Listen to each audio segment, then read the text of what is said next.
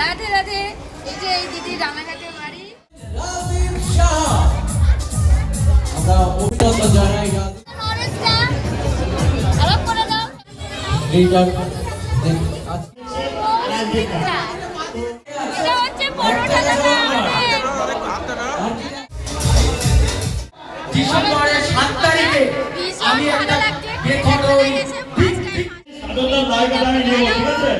সাধনার নায়িকাটা দেবে তো?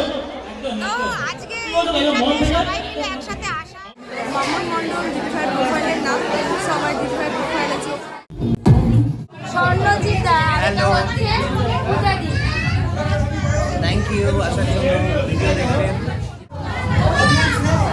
পূজাদি এটা পূজা এবং সমাজ প্রচুর ভালোবাসছেন। আমরা পূজা এবং সমাজকে